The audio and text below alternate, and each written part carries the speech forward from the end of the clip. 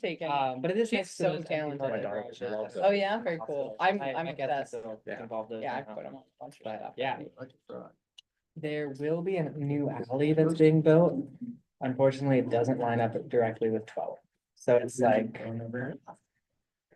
because that's not where they drew the line based off of the existing buildings, because Bushnell's probably not gonna tear down the buildings, they're just gonna use them for a new medical campus for training, like nurses and doctors, and so they're gonna draw the line in between the existing buildings, and that's where the alley's gonna be installed. So it's a little south. That's where the alley's gonna be, so. If there's any opportunity for that to get adjusted, so. Yeah, I think it's hard because the buildings already kind of exist, but It's not far, get stickers. Stickers. I don't Persimmon. understand. If you want, I mean. Most of the buildings, I need I'd to rather work know with it. Darien. yeah, Pardon? Do you work with Darien? Not directly. Okay, so never mind. these are the buildings. Maybe they were- That building's gonna get turned down, okay. and the highway's gonna Maybe the go watershed council right at the edge of that one. or the soil and water And it's gonna conservation go district. like where the driveway is right there. But, so is this building staying? Get started. For the rent here. So this is. Yeah, I know those two for certain. I'm pretty sure that one too are gonna, those two definitely. Yeah. Pushing out everyone, ready? You're stuck with me again. I'm Josh Carrasco. I'm the co-chair of this meeting. Charlie is off in New Zealand. Right? New Zealand? Did we say New Zealand? Honestly, I can't remember. He was in Germany last time and now he's in New Zealand. Yeah, I know. I'm gonna learn German. So everyone makes. Yeah, so I'll just order. I saw something a second ago, but I didn't really get to look into it, so, but it seems like the Sustainability Commission is doing something kind of interesting with land acknowledgements, so we might look at later. Let's talk about that at our next meeting. Yeah. Okay, great. But I wasn't, but if anyone wanted to like look at that, that's the cool thing. Otherwise, yeah, plenty to do when we have a new year coming and most of us are staff. But anyway, I'll pass it over to Willow. There's a lot to do later. Sounds great. Good evening, everyone. My name's Willow. I'm the City of Eugene staff representative for this meeting, and before we convene, I have a few reminders and introductory words. I'd like to begin by acknowledging that tonight's meeting is being held on Kalapuya Alihi, the traditional indigenous homeland of the Kalapuya people, who continue to make contributions in their communities here and across the land we now refer to as Oregon. The purpose of the Active Transportation Committee is to advise the City of Eugene staff and community organizations and partners on the implementation of Eugene's pedestrian and bicycle strategic plan, to represent community and constituent interests in transportation planning decisions, and to provide feedback to staff on projects related to walking and bicycling. Eugene City staff will consider recommendations from the ATC along with input from other members of the public during decision-making processes. Please keep in mind that this meeting is being both recorded and live streamed to YouTube, meaning that it can be viewed on the City of Eugene Transportation Planning YouTube channel, both right now and in the future. All verbal and written commentary will be held in the public record. Today's meeting will begin with a 15-minute public comment period. Each person will have 3 minutes to speak. When it is your time to speak, please give your name, city of residence, and for Eugene residents, your neighborhood. We welcome and encourage public participation at all our meetings, but due to time constraints, only ATC members are invited, and invited presenters can ask questions and participate in discussion after the public comment period. We will begin with those of us joining us online, of which there are none. So let's go ahead and go to the in-person folks. I've got the sign-in list here, and it looks like we'll start with Connie. Hi, I'm Connie Berglund from the Amazon neighborhood. And I think we all know, again, we have pedestrian deaths, and I don't, not on the app to find out how many actual crashes and things we have. But I know we had another pedestrian death. But there's 2 things I'd really like to bring up though, and I wish that there's a way that transportation could do a PSA, especially when we go through the change in the time change and we get a darker, earlier evening. Because as a working person, I used to dread, I'd get off at 5 and I would dread November, December, January, because I knew I was in the midst of not being seen. And I wish there was a way that we could just run little ads saying, remember to look, you know, I had someone, I was, you know, I had bright clothes and the lights and everything else, and someone pulled right out in front of me and through an alleyway, just as on my way over here. So that's just, I don't know if we can look into doing something like that, just to remind drivers and bicyclists, you know, they need to be lit up and reflective, as well as just pay attention that there's all these people out there when it's pitch dark over these 3 months. The other thing that happened just a couple of days ago was a classic example of what, again, we all, even though we're pedestrians or bicyclists, this was the intersection. I was going down in a residential area, and a person was walking along here, and here's an intersection. And I caught her out of the corner of my eye, and she never veered and moved immediately into the intersection. There was no pause, no looking, nothing. She went like this and completely in front of me. I was very lucky. I'm 75 and an old Schwinn, so I go very slow. And I just stopped and said, you know, reminders that you've got to stop and look both directions and then proceed. Otherwise, if I was electric vehicle or any kind of other vehicle, they would have kabammed right into her. So I don't know if there's a way, you know, we all should think of that ourselves when we're out there walking and biking. I know as a working person, I get off work sometimes and I'm really tired of beat, and I get on my bike and I'd say, you wake it up, you know, pay attention, that I really need to pay attention, especially in these 3 really dark times, although the incident with the person walking happened at, you know, 9 o'clock in the morning.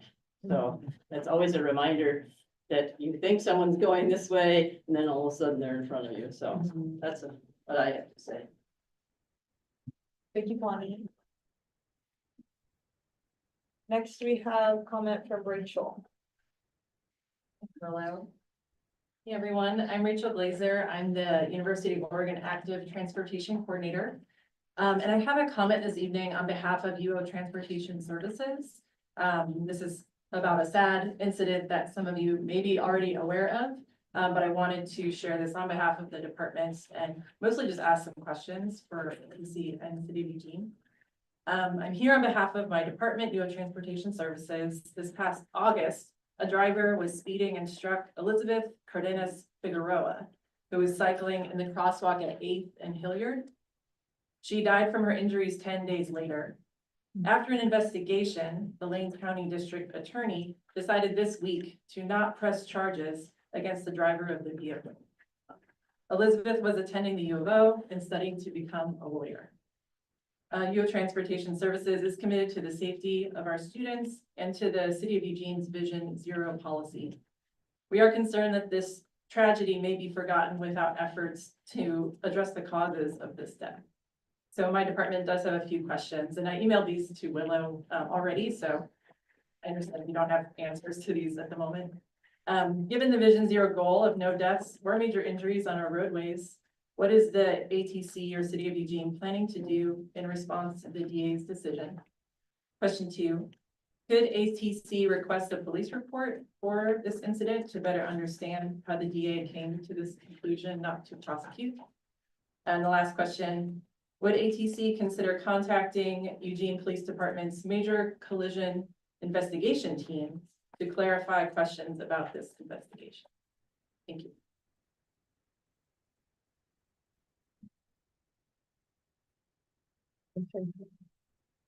I don't have a ton I can say about this. What I can say is that from the city's perspective and from like the status of our team, there's no real clear path for us to do anything based on that decision. The ATC is, you know, you all can do what you want to do, and if you wanted to pursue this conversation, that would be something that could happen. As far as requesting the police report, I think the most effective way to go about that wouldn't be through us, it would just be through the public records request at Eugene Police Department to ask for that report. And anyone would be able to do that.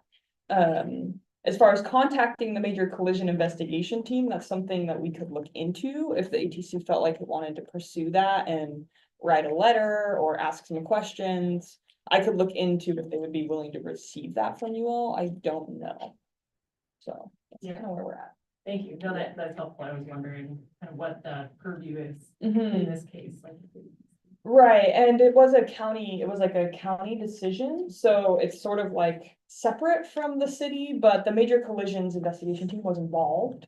At EPD, so there is an avenue there, for discussion, but there's nothing that our team exactly can do to make. Any changes to the decision. Thank you. Yeah. And I can share that U of O is interested in raising awareness as much as we can, or my department at U of O. Is trying to connect with folks in the community to make sure this is something that is on people's radars and something that folks are asking questions about. Because I think there's still a lot of confusion about why this happened, or at least for me. there is. Mhm. Yeah, thank you. Yeah, and Sure, you've been here forever. I think we'll let you talk. Is the major collisions investigation team and the police report same thing? I mean, I know that they're not the police and investigation team are different, but do they come up with different narratives? That's a great question. I don't think I know. The police, my understanding is that the police report is what's filed at the time of the incident, and then the major investigations team tries to use evidence to add context to that police Mhm. report, is my understanding. Yeah. Peter? And yeah, while not helpful with the investigation side of it, I do know the city has an unfunded plan that would have addressed the cause of death here where one person passed somewhere else. Because currently it's 2 lanes and there is an unfunded plan to make Hilliard 1 lane each way here. So that is something we could pursue as an ATC. Is prioritizing that plan where someone died. Yeah, that's true. There is sort of a identification of that area making more sense as just a standard 2-way street. Instead of as it is right now, so from High Street to the crosswalk, it's a 1-way street. Going that way, and then that sort of 3rd lane comes out there, so it's sort of odd. So there is, like Peter said, we don't have funding for it. But it is sort of in our purview, and I think identified somewhere. Maybe the TSP, I'm not sure, identified somewhere. Yeah, thanks, Rachel. I guess I could put on record, generally speaking. I'm not sure how ATC's purview overlaps with this specifically, but we have been pretty committed to like pushing harder on Vision Zero policy and getting that. And had recently a presentation about the bad numbers we've had recently and have been wanting to discuss that more. Just general, but obviously like, yeah. And the main role of the ATC is advising city staff, which makes us not super powerful, and even getting police reports is like. I'm curious. I would not want to respond now without thinking through that. But in terms of Vision Zero, like we are very committed to that and think, yeah, reducing lanes and like encouraging things like Peter brought up is like definitely something we're very committed to. We could look at putting this on the December agenda if we want to. Yeah. Okay, next we have Sue. I'm Sue Wallen. I live in the East Skinner neighborhood. And just following up on that, if you're interested, the Cycles of Change, which is a part of the Eugene Springfield Transportation, we're going to be talking with the U of O transportation team at our next meeting next Monday about this incident and about the design of the street and that sort of stuff. So if anybody happens to be free, it's 1 o'clock or it's 1:30 on Monday, which is not with a lot of people, but at any rate, if you're interested and able, you can come chat about the incident. But what I really came here about was I noticed you have on your agenda Polk Street. And I would like to invite you on behalf of Cycles Change also to a bike ride on Polk Street. It's gonna be Saturday, December 6th, 1 o'clock in the afternoon. We're gonna meet at the pickleball courts, which are just south of 18, and just ride up Polk Street. Because what we've found is that a lot of people really don't know Polk Street. I mean, either they don't live in the neighborhood or they do live in the neighborhood and they've learned to avoid Polk Street because they don't feel comfortable riding it. So a lot of people just are not familiar with it, don't really have an opinion. So we're gonna just ride down Polk Street, and because I think you'll find that different parts of the street feel different, so depending where you are, and so what do you think? Does yes, this definitely needs a bike lane. No, this needs a bike lane and more. Or maybe it needs, here it needs something other than a bike lane, or maybe this section, maybe it doesn't need anything at all. So come join us. We'll get, hear what other people think about it, hear how you feel about it. It's very likely to be a cold, rainy day, so we're gonna meet afterwards at New Day Bakery, so we can get warm and talk about what we saw. So, I invite you all to join us. What time is it? It's Saturday, December 6th at 1 o'clock in the afternoon at the pickleball courts. The pickleball courts at Westmoreland? Yeah, it's Is that Westmoreland pickleball. That's Pickleball like- courts. It's not really right in Like Westmoreland 19th Park. Street or so? Yeah, it's about 19th and a half or Yeah. something like that. Hmm. We figure there's some parking there and people want to drive to the thing and then bring their bikes or whatever. Right. Love to see you there. Thank you. I think that would be a really good opportunity for folks on ATC to go check out Polk Street as we're having this discussion. 'Cause we spent a good bit of time talking about Polk Street last meeting, and we were kind of just like giving you the sort of light intro, but we're gonna jump a lot more into it, today. So, okay, I think that concludes public comment. We're just on to meeting notes now. Anyone have any corrections for last month's meeting notes? Or additions? I motion to approve. Do we have a second? A second. All in favor? Logan? Let us thumb up for it. Hi. I think was that unanimous? That was unanimous. All right, thanks. Didn't even take 5 minutes. Nice, that puts us back on track, so Back that's to great. Polk Street. We can talk about Polk Street now for Uh, half an hour at least. Yeah, okay, so we've got at least a half hour, maybe a little more to talk about Polk Street. You'll see on the agenda that it just had me listed, but Catherine decided to come to this meeting, so that's really awesome because she's like, her and Reed are sort of lead planners on this project and then like community engagement support. I sent out via email the Polk Street survey and the community engagement plan. Were people able to look at the survey? Yeah. Okay, sweet. I was thinking similar, I think back when we did the 24th Avenue project and when we did the Polk Street, or sorry, the park protected bike lane survey, both of those surveys we brought to you. And what we did is we just put the survey up on the screen and we kind of just went through each question and took your feedback. So that's kind of what I'm envisioning for this meeting, to start at least. And then after that, we can go through the community engagement plan and see if anyone has thoughts there. Okay. You've met all these people before, right? I think so, and a couple of you already left comments in the survey itself, which is also great, so thank you, the folks that did that. I'm hoping to really take your comments and incorporate them into the survey by the end of day tomorrow, so that way we'll can package that survey up and post it in the December in motion, just so folks know. Likely we'll have it open for just over 2 months. And I put this in the email, but you may not have caught it. This survey, you'll see access to the survey ends in 2 days. This is like a test link, basically. So anything that you wrote or took the survey on, it will not be saved, like it'll be eliminated. And when we launch the real survey, if you want your feedback to be heard, you'll have to take it again. So hopefully nobody spent too much time like writing out their comments because they're gone, they'll be gone. Okay. So this is the intro text to the survey. This is usually where we sort of figure that people did not read the website first or anything. They've just like clicked a link and they're at the survey and that's the first touch they've had with this project. So that's the purpose of this intro. But can I ask a question before we start looking at it? How do Yes. people get a hold of this survey? Like, who's the audience and like, yeah, how do people find out? Okay, yeah, great question. Let me actually pull up the community engagement plan because I think that will kind of answer your question. I don't mean to get ahead. I was just something I'm thinking about while I'm looking at the questions, you know what I mean? Well, I think that that's totally valid and it might make sense for us to maybe look at that community engagement plan first if people are all right with that. I think that might be good. Yeah, either way. Surveys. And while we're looking at things, Willow, could you share the screen for Zoom? Oh, thank you, Logan. Thanks.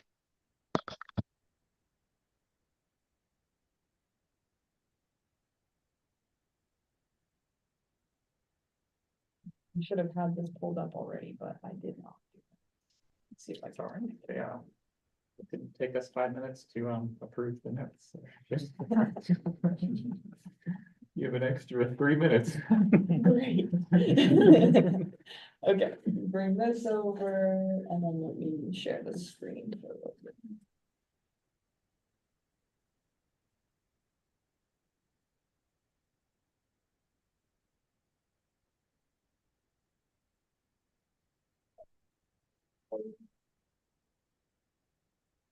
You seeing the screen share? Is the owl? Yes, picking you? yeah, it's coming through. Okay.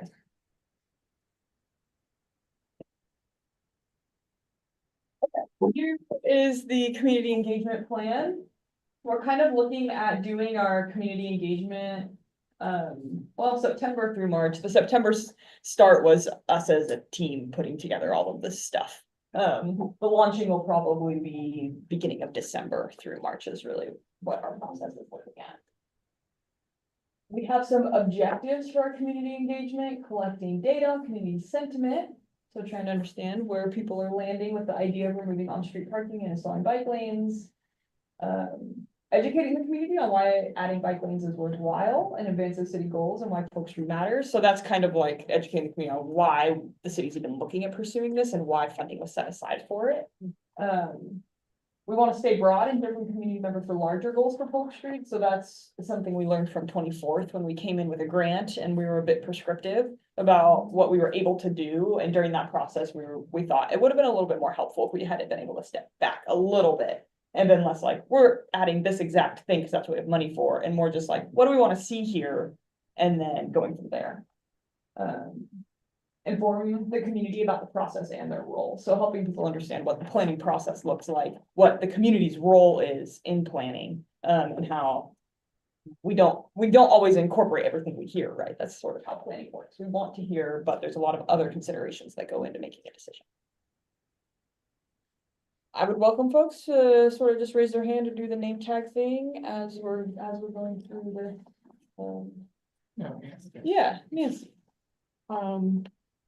The key questions are really focused on asking about parking. And that sort of leads into, to me, I'm wondering if that leads into that being what people talk about as opposed to the needs of people walking and biking.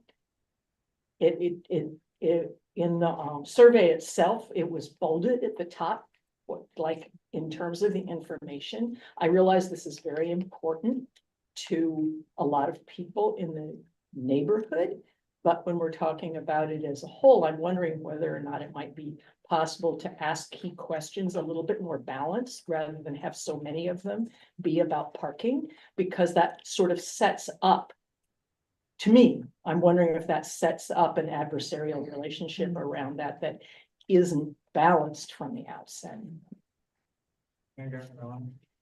I would like to piggyback on that.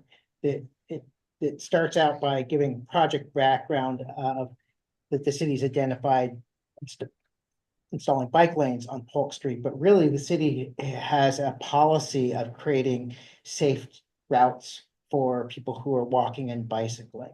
And that is something that is, I think, a lot more compelling to all people than it is to have a stripe on a road. And so I think it needs to lead with that. I think we did miss Ash's initial kind of question potentially. Yeah, good point. But because we will have an opportunity to talk. I mean, I 100% would second everything they just said, but also we are about to talk about the actual survey. I think we did maybe pivot a little bit to perhaps just going through the engagement plan, which I think will answer Ash's question as we get through it, and then maybe go into the survey after. Yeah. If that sounds all right? Okay. Steer us back towards. Yeah, thanks.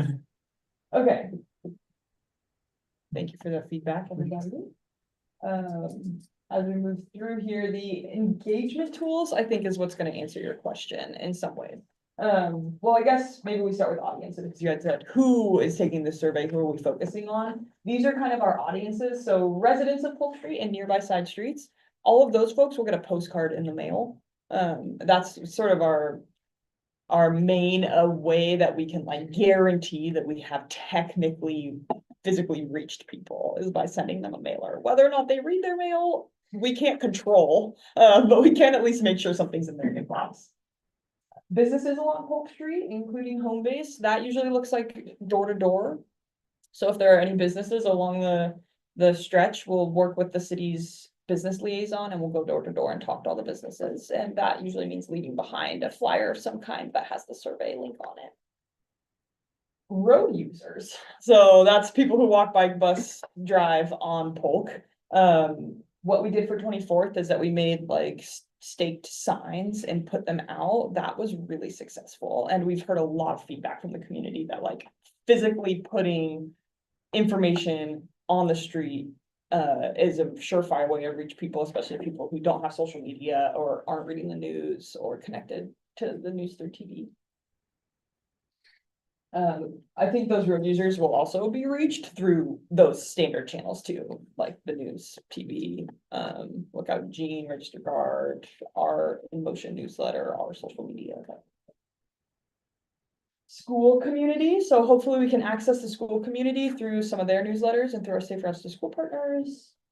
Churches, daycares, community organizations, they'll probably be included on the mailing list, so they'll get mail, and then we'll see if we can get in person with them as well or on the phone.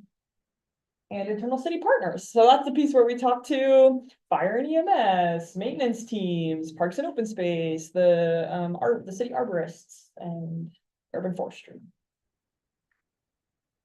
Does this feel like it's missing anyone, or is there like anything obvious that we're failing to capture for audiences? I think it might be incorporated in some of these general categories, but like ATA, but I guess that might fall under like the school community, but that says specifically chefs, but ATA. In the school. Yeah. Yeah. Yeah, and then just when I think about Polk Street, I think about like how big the pickleball community's gotten over there, like you're just saying, meeting at the pickleball.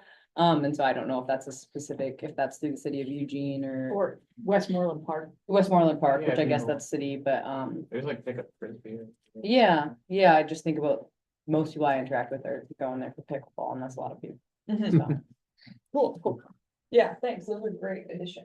I guess I had one thought, it also might be road users and stuff, that we even Reed was kind of aware, I guess, that a lot of people who are users of of Polk as a thoroughfare are like coming from River Road and maybe in a outside of the like area that you're targeting with mailers as specific audience.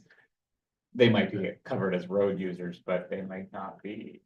Yeah, then maybe there's a way you can. I don't know how we would. I mean, I could think of it on social media for those ads. You could include that as like a geofenced area, but I don't know if you want to send mailers because of the amount of people who also don't sit over there if they're not bicyclists, but. Right. Anyway, something to consider. It's a thoroughfare. That's kind of the point. So. Yeah, well, we have access to the neighborhood association newsletters, so, which yeah. are pretty effective, and so we could ask for some of those broader, further afield neighborhoods to still include this, because folks from their neighborhoods might be using it, so. Or you That's talk a about like to catch people that aren't currently using Polk Street. Well, that Because they're too. using like a different road that maybe they would be using Polk Street. Oh, yes, maybe you want like That too. signs on one of those roads, right? Be the next best. Maybe. alternative. Like I mean, maybe I we would have think signs on people should Chambers, be maybe we have signs on first. Monroe, something like that. Yeah. Yeah, I was just gonna, this kind of goes into the engagement tool section, but I had made a comment to myself to say, I think it's really helpful. I remember seeing on High Street, I think it was the city that put the QR code and it Yeah. was actually for ATC, like you had put out like a recruiting new members on a current bike lane. And I was like, whoa, that got me right away. That was easy to see. And I'm like, I'm a user of bike lanes. And I think if you put a new bike lane is coming in other bike lanes, like those little quick QR, like that was like at a stoplight. That's why I joined this, is I pulled my phone out, I was like, it was super easy So maybe like some on High or 13th. on already established bike lanes, like as folks that you know are using those, choosing those routes, choosing the protected bike lanes. Right. And I think we could, like, when we were doing 24th, we put a bunch of signs on the Amazon path. Yep. Cause it was like, Yep. this is where people who are using the system are more likely to be, and also more likely to have that safety to pull over and like read something and. Yep. And click it compared to when you're like sort of Yeah, out there in the street, Yeah. on full. I thought that was. Yeah, stellar, thanks for that thought, that's great. So we've kind of moved into talking about engagement tools, so here they are. We have our website and our Engage Eugene page, that is typically what we link people to. And then the survey lives there, so we don't usually link people straight to the survey. We link them to the Engage Eugene page, and that's where there's content and graphics and all this stuff. But we have the survey really big, and it's like, click here to take the survey. We made graphics and photos. You probably noticed in the survey, there are a couple graphics that Catherine made to help like describe the project from a visual perspective. I went out and took photos to try and capture current conditions. A video describing current conditions, testimonial videos. This isn't like guaranteed that we're gonna do this. Sometimes it just has ideas on it. But maybe we can put together a video. I can go out and get footage and just be like, this is what it feels like out here right now. Maybe talk to folks who are using Polk Street, and put that out there. This is what, you know, how it feels. Postcard mailer, which we mentioned, yard signs, which we talked about. A community meeting / workshop, we definitely are gonna do, scheduled for late January. The 21st right now is what we're targeting. Okay, I think we've decided on a date for that. It will be January 21st, I think is a Wednesday at, the Faith Center on 14th, I believe it is, 14th and full, which does not have very good bike parking, just to warn you. So we'll figure that out. maybe we'd get a valet bike park. Yeah. From Cascade Mobility. That'd be pretty fancy. Drop-in tabling, sometimes that looks like us just posting up along the bike paths or going to other existing community events and asking people about Polk. Public site visits / walk audit, Cycles of Change is already putting together for us, which is super helpful. Door-to-door businesses, active transportation committee, we've been already doing, and other things that we're considering, an interactive map, a recorded PowerPoint presentation, or even paid ads. If we're not seeing, paid ads is kind of like if we're not seeing that uptake of the survey, like we have low response rate, sometimes we can sort of try and push it out a little harder. But we didn't need to do that for 24th, it like took off like a rocket with no payment needed. I don't know if going through this timeline is super helpful. The timeline's kind of more internal for us to stay on track, so I doubt you guys will have feedback unless anyone feels like they have. Okay. Feeling good about moving on to the survey? You feel like your question was answered now? Yes, thank you. Awesome.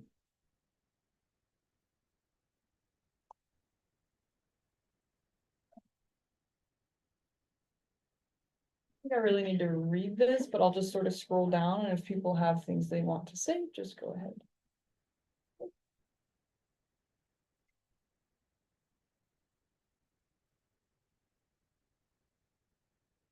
I'll pause here, because Nancy, you had mentioned this bolded, adding bike lanes to Polk Street will likely require removing some or all of the on-street parking. You know, let's go through it. I just Okay. let ask that question now and Mhm. go through it, because I know that there's other places that you have bolded what you thought was most important. So I'm willing to just go all the way through it and Okay. come back to it. Yeah, I think our justification a lot of times for bolding that sort of stuff in particular is to highlight the trade-offs, because usually what we hear from people is that they want everything. And when we can't do everything, that's our opportunity to be like, we have to choose. So we bolded this because we have to make a decision here. It's the first thing that's.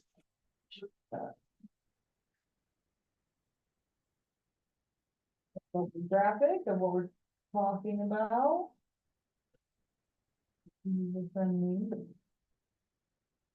This is a big stretch. It's 2nd to pretty long. 18th is a lot of blocks compared to other projects that we do.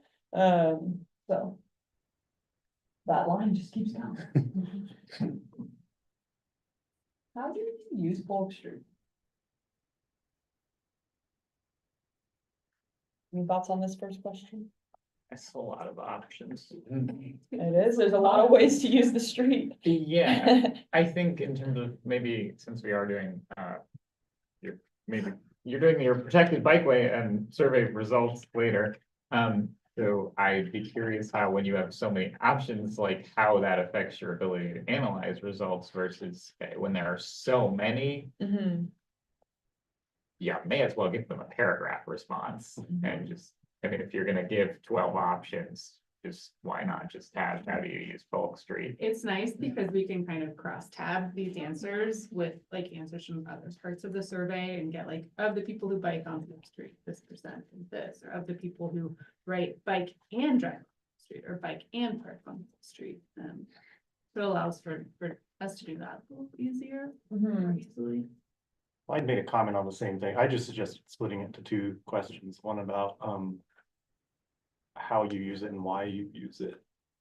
Yeah, because I felt it was just a little bit too much to Yeah. digest when I was, you're capturing two different things there and they can answer both, right? Yeah, that could be. Yeah, I'm also curious why we're asking why people use it.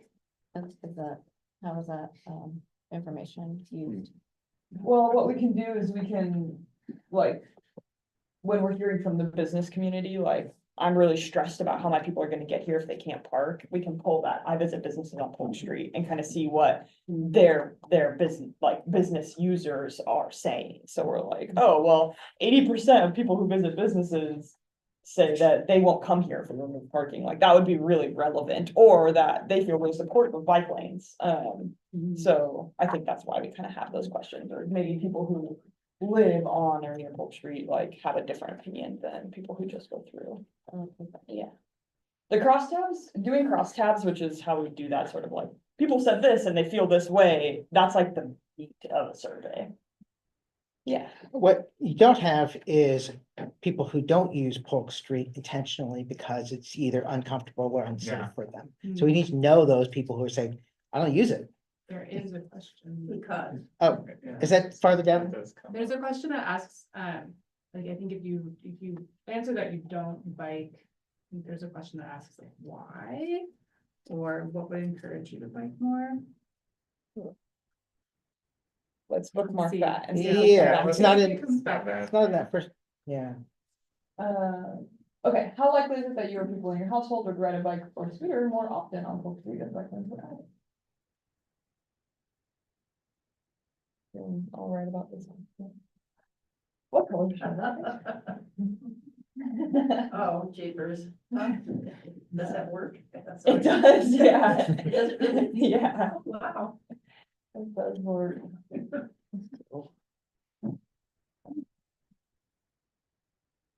Okay, so this is where we ask questions about where people live. And I'll note, because we're not answering this, like, we're not seeing some of the branching questions.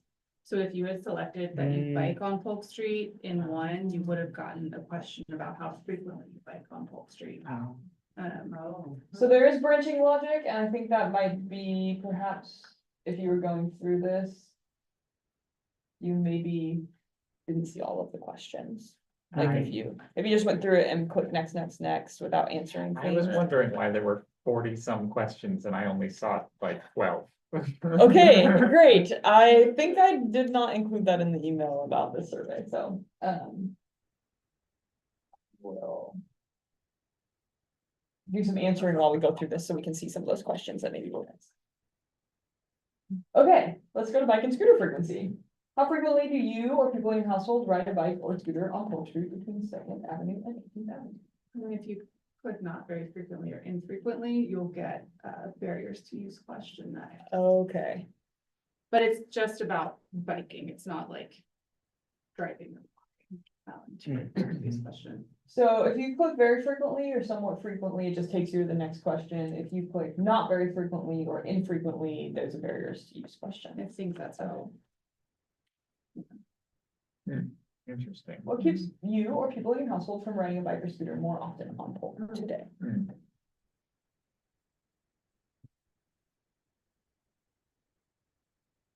It's scary. I thought this one might read a little weird to somebody that doesn't bike at all. Just, To someone that doesn't bike at all. Mhm.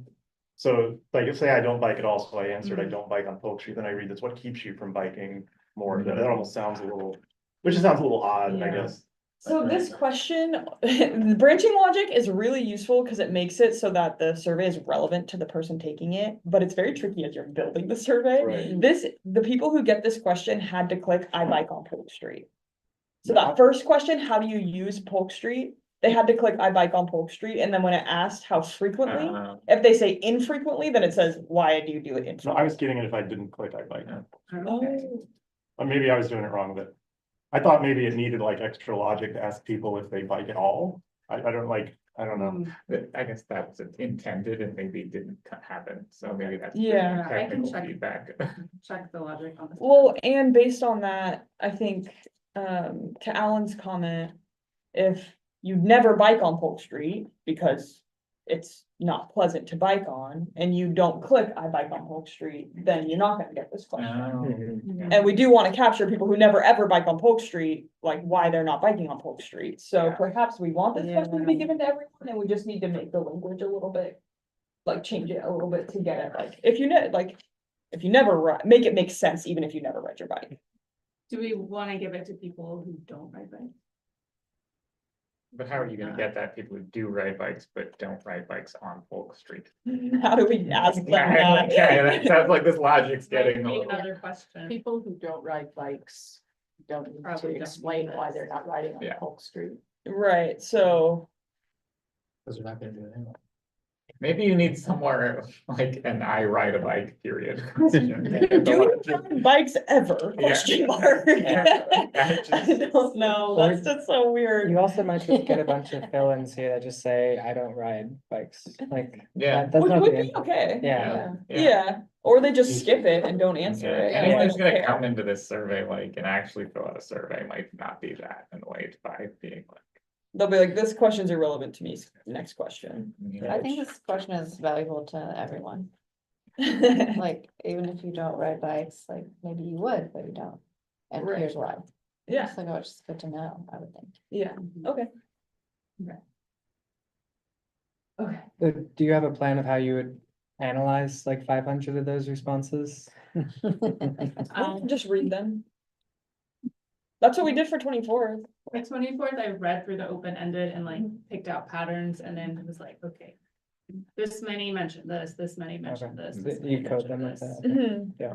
And honestly, when you only have 500 or 600 responses, it's not that bad. Oh. Yeah, it's when you get into surveys with thousands of responses where it's like too overwhelming, but with 500 or 600, it's pretty doable to just read through them. Even like word cloud and stuff, and if you had done that. Mhm.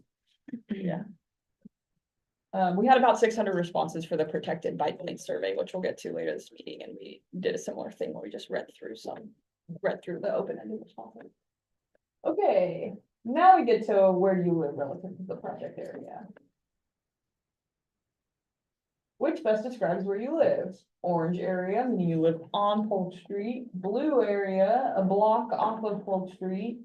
In the general area, a different part of Eugene or other. If I click one of these, do we get more logic? Yes, you'll get, I don't have like the branching in front of me, but Uh-huh. these will lead to different things. I'll just say that we live a block off of Polk Street, see what we get. I think it asks you if you're like in the north section, the central section, or the south section now. And it does the same thing if you select you live on Polk Street. Okay, let's say we live in the Whitaker. My name's Lola, I live in the Whitaker, this is my alter ego taking.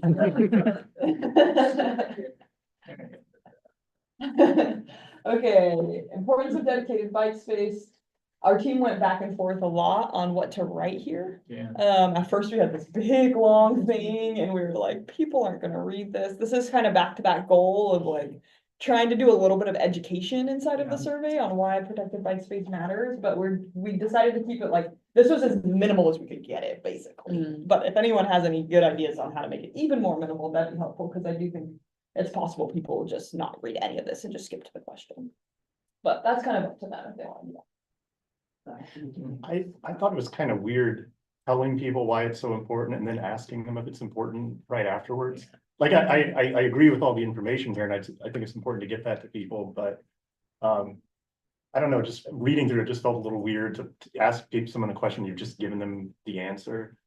Kind of felt like an SAT question.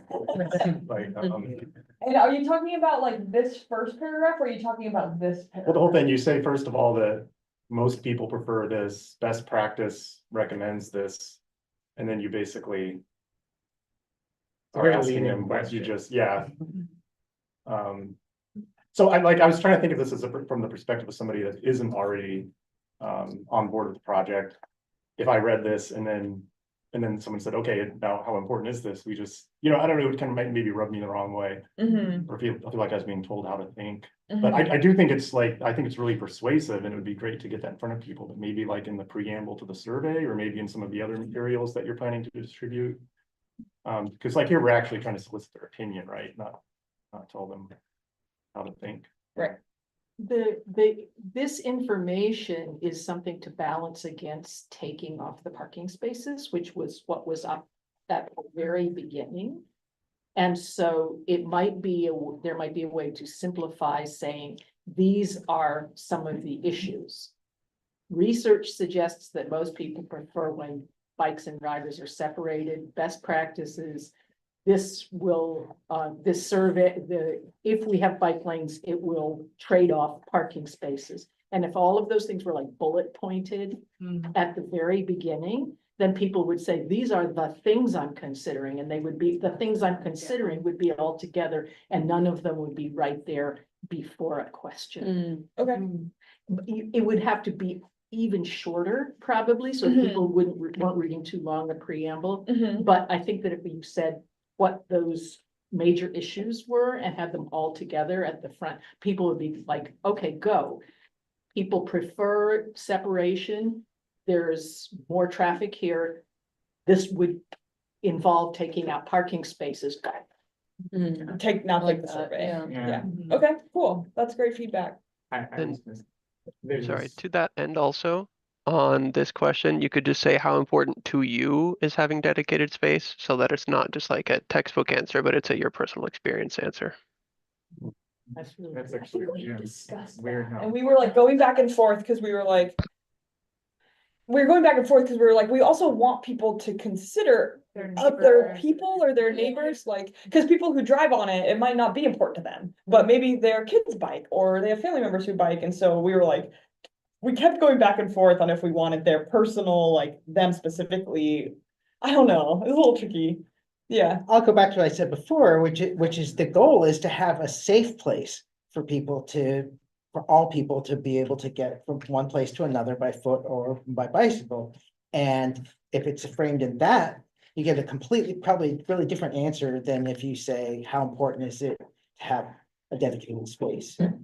Dedicated space is just one prescription, one way of achieving those goals. And perhaps the question would be, how important is having a safe route for people who walk to use Polk Street or something like Yeah. that?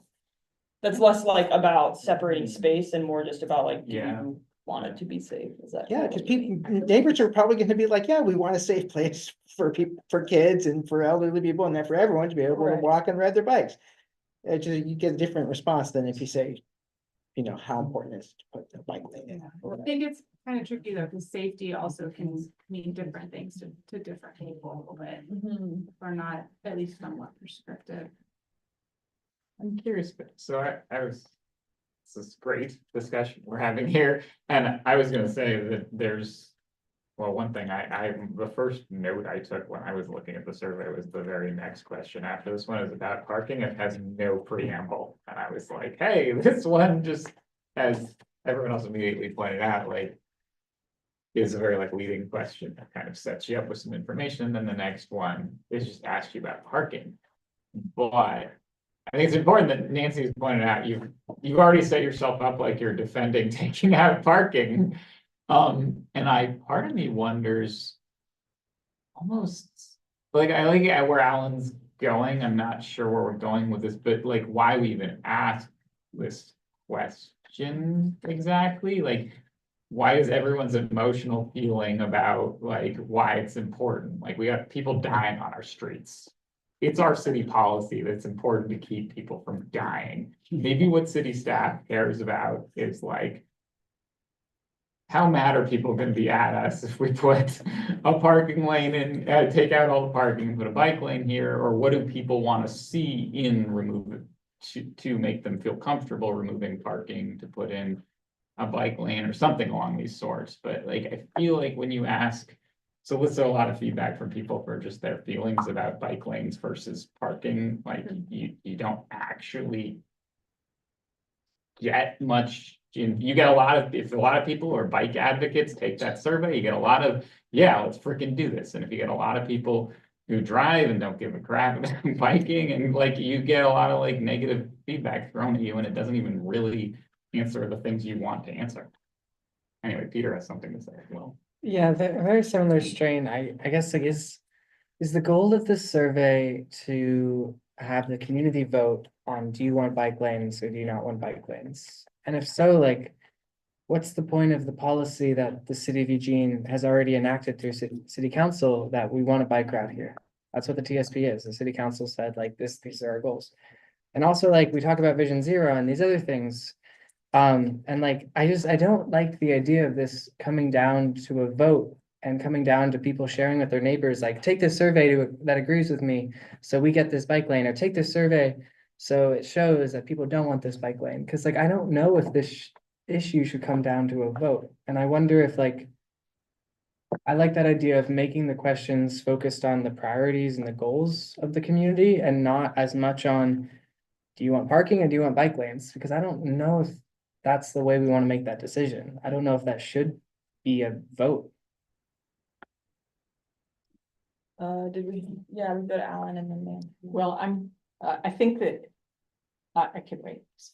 Okay. And some of you know that neighbors have already opposed bike lanes on Polk Street twice over the course of the last about 25 years.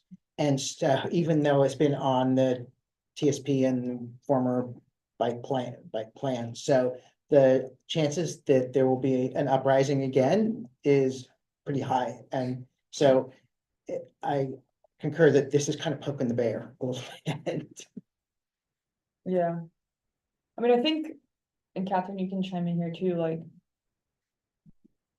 I hear everything that you guys are saying, for sure. Like, it's really tricky to balance like the goals that, you know, city council and the city manager have set. And the needs and the desires of the community, and the community containing many needs and many desires. And it's really tricky, and I think we're gonna poke the bear no matter what we do. Like, whether we do it now or whether we do it later, like, it's gonna stir, because that's just the nature of changing the street. And so I think in our minds, it's like, poke the bear early and figure out where people are landing and kind of go from there. Rather than just being like, what are our needs and priorities, and being like, okay, we're gonna remove all the bike parking, then we're poking the bear later. Like, remove all the street parking, so.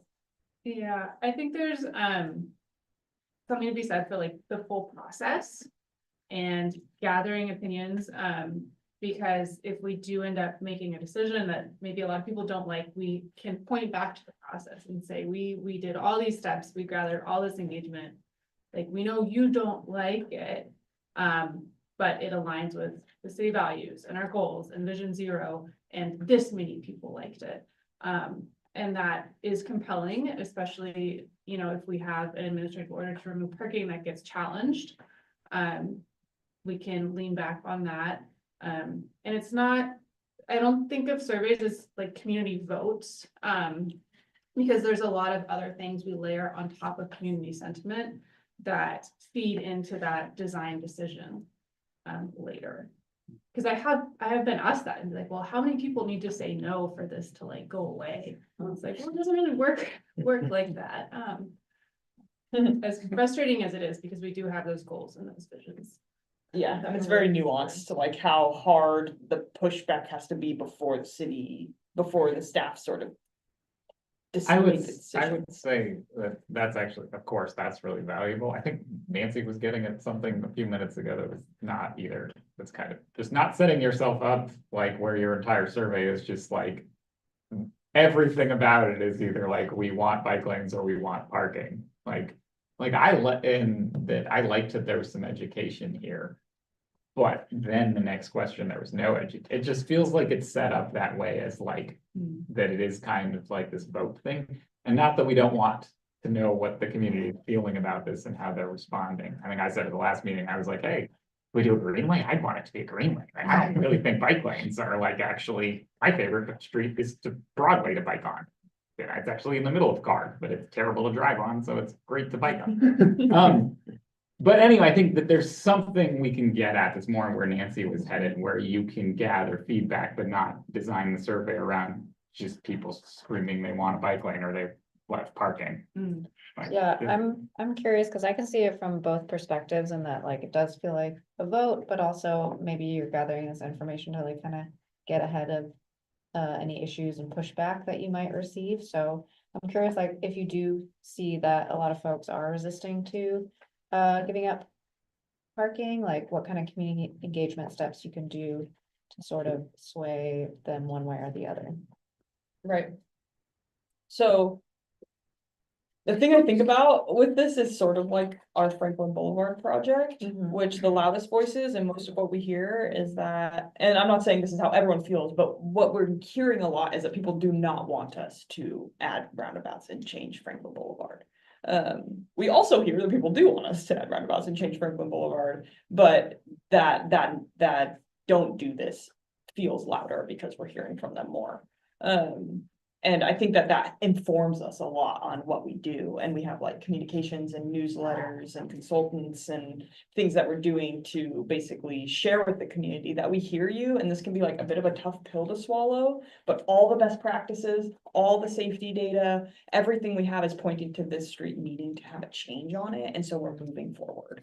And I think that that's sort of like where my mind is at with this, but at the same time, it just really depends, you know, it's like I can't say for sure that that's the attitude we would have.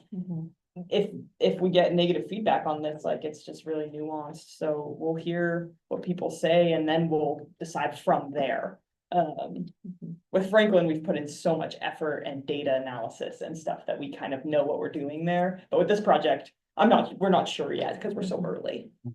So I don't want to compare to that exactly, because I don't want the community to feel like we're gonna ask them, but either way, we're moving forward with bike lanes on Polk Street, because that's not the case. Like, we need to know what's happening and we need to hear from people before we can make that decision. And we have a lot of data analysis to do still, and parking counts to do, and traffic analysis to do, before we make our decisions. So my question is about the on-street parking question. So when we're ready to go there, that's when Okay, I think we've gotten some good feedback about this question and about just like sort of zooming out a little bit and thinking about how the tone Yeah. lands for the survey. So that's really good. And we can do that. I'd also like to point out, I kind of messed up. We just blew through we were supposed to be done with this already. And we're actually supposed to get a break. I think this is more, This was gonna go. I thought so too. The right of way and T-Park compliance can be pushed to the next meeting. That's great. It's not, there's nothing there that's time sensitive. And we don't probably have too much at the end, so I think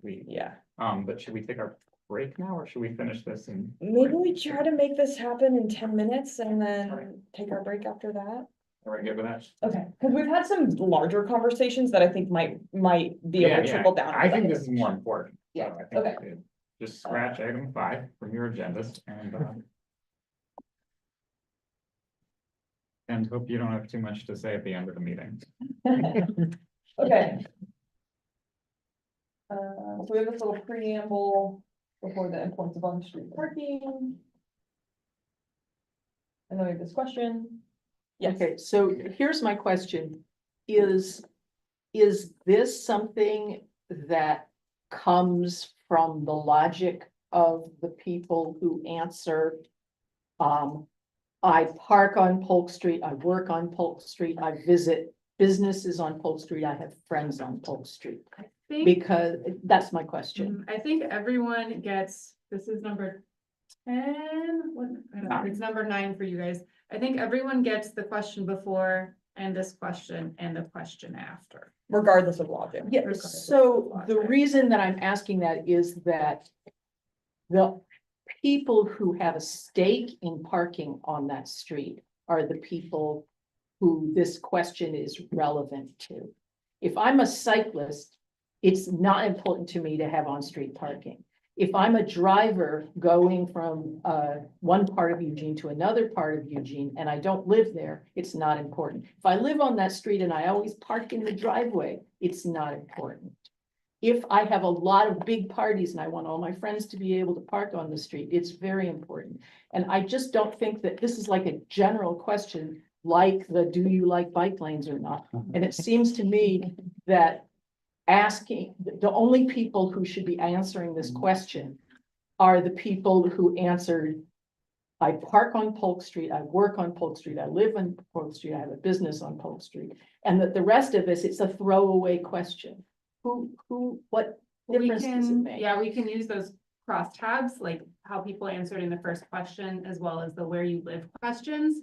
And pull specific segments right from this one, based on where people live or how they use Polk. Yeah, it's like the bike lane question. If I'm a driver, and you don't sell me, this is why you should say I want a bike lane right before you ask me that question.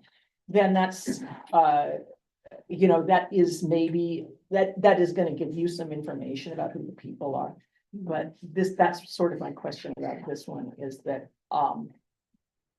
who cares what somebody who doesn't park on Polk Street thinks about that parking? You're just getting, general sentiment. Yeah, some of the responses on this won't be as relevant to the project as other responses based on how people use Polk. And it would give you, in terms of this is a tool for, assessing how people feel, not necessarily for voting. That answer, if you do that sort for these are the people, the businesses, these are the people, then that's important. And other than that, it's just like a throwaway question.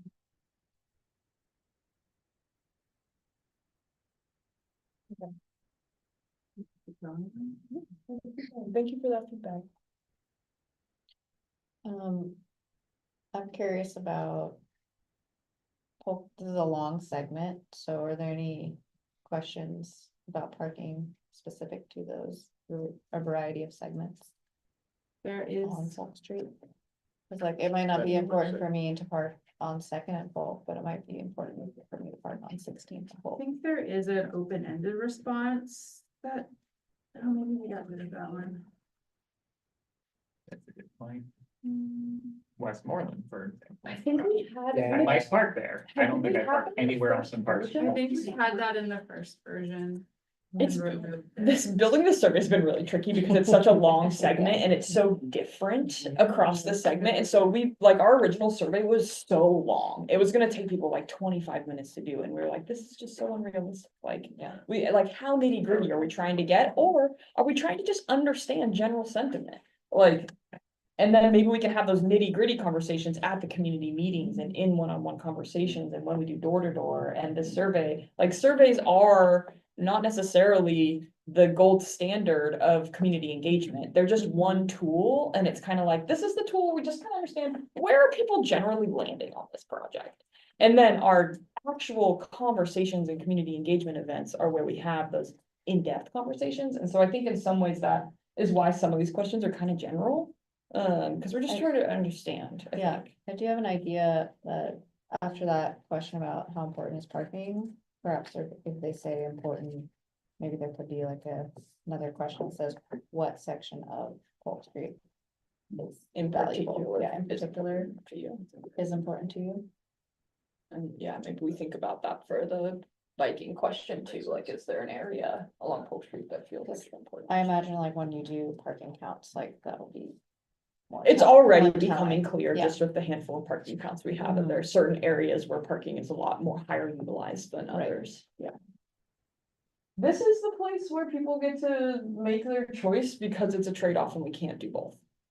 This question tends to be like this is sort of the big question of the survey is like, all right, you gotta choose between these two options. Which one do you want? Or you could specify something else.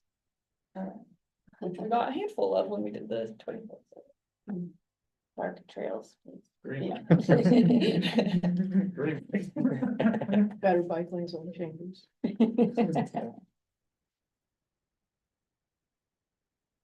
Ask about your experience biking on Polk. Questions below reflect the variability. So your second, I know about this. We kind of split this into two sections because they're pretty similar from 18th to 6th, 7th, and then from that to second, it feels really different. How comfortable, uncomfortable do you feel biking on Polk between second and 6th?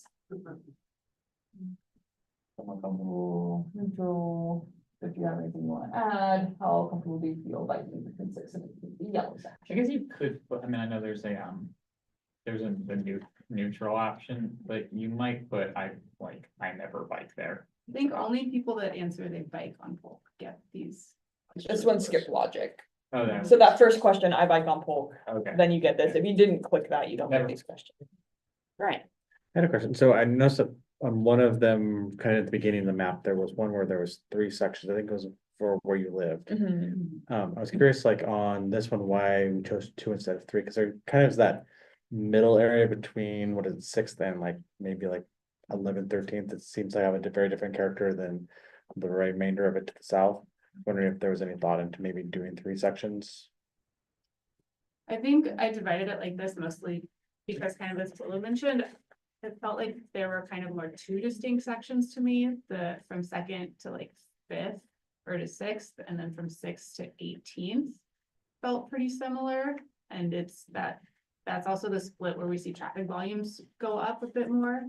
Sounds like maybe you see it, you kind of feel a split at 13th or 14th. A little bit, yeah. So at least when I've been on it, because it feels like, and maybe it comes into the parking and the bike count, it just feels like that kind of center section seems to be more parking, at least when I've ridden on it, and it's like, so you're really forced into it, and then it kind of almost opens up where there's hardly any parking, and or hardly any people parked, and you can actually almost kind of use it as a bike lane. Yeah, I think. Ryan does make a good point, though, that if we're gonna split this into segments, we should be consistent. Yeah. And not have like one section have 3 sections and one section have 2 sections. That is confusing, especially if you click that you live on Polk Street and you bike on Polk Street and one map shows you one thing and a different map shows you another. So we might just wanna choose one of them. I think the 2 sections is where we see volumes and speeds, like from this to this, the volumes and speeds are this, and then once you hit 6, it just drops off and the volumes and speeds go way down. So I think that's why we kind of like the 2 sections for this That one. might be easier to analyze for you. The 2 sections? I think. Yeah. But there's a little bit of a different. No, you're at least having it consistent. Consistency was probably make sense, yeah, so we can relook at that. Yeah, that's a good comment though, that it feels different. 13th. I would say personally, I live at like 11th and Washington, and if I ever hit Polk, it's from 11th to 18th. I don't know, Okay. that's driving, not biking. Okay. Where I live, I never really bike on Polk. Yeah. I had a thought based on some. Anyway, I really like the map they put up there. What could there ever be an opportunity to put a short video of like someone biking down that section? So that you could like watch and then feel more comfortable virtually. We talked about doing a little video somewhere. I don't know if we talked about it at the survey or maybe just posting it online. Yeah, I did take some video of biking on Polk and it was kind of funny to rewatch it and it's like very uncharismatic. Like it's just the street, like nothing really happened, you know, so it's like, I don't know actually how compelling this is really. How many more questions are we at? Sorry. Yeah. We're now at 6:40 already. Yeah, we're kind of running out of time, but I think we're about done. This question is directly from feedback last time we were at ATC where you all were like, if you don't figure out the intersections, don't even bother, some folks said that, so this question is like, all right, there are traffic lights. How do you feel about adding bike lanes to the majority of Polk Street and not continuing bike lanes to the intersection? And there's like choices for people to say, it's still a good idea, even if we can't do that, or like, it's not useful to me if they don't continue through intersections. We wanted to know what about sharing the lane at an intersection feels like an issue for people. So we came up with a bunch of different options. And then just a place for people to have comments here. Yeah, Peter. Yeah, this does seem like a very long survey, especially if I'm imagining someone on their phone, Yeah. like scanning a QR code on Polk Street and trying to fill it out. Yeah. I wonder, this is something that Best has done, is like find the key questions, put it in the first short survey. You get a little $10 gift card raffle if you do that. And then also says, do you want to fill out a longer one? Here's another link to the long form for a $50 raffle. And that's what we did on Franklin and it worked phenomenally. So you Mhm. got the wide. Like voter base, not voter, sorry, not voting, not voting. They're not voting. The long, like you get the important questions, you get as many answers as possible. Yeah, And you still get these more detailed answers. Yeah. potentially. And okay, That could be a good idea. yeah. Is that harder to analyze? I was not the one analyzing.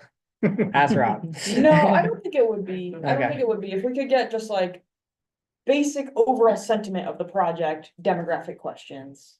And like a few key things we want to know about you and your usage, and then we ask, would you like to go into further detail about this project? And then we can ask questions like this, that get deeper, so maybe we'll look at that, because it is long. It is long. And that's been our big headache with this survey is we're like, oh my god, it's just like, we want to know so many things.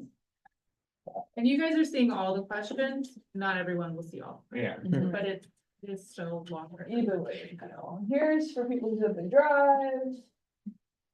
Same two segments, how comfortable do they feel?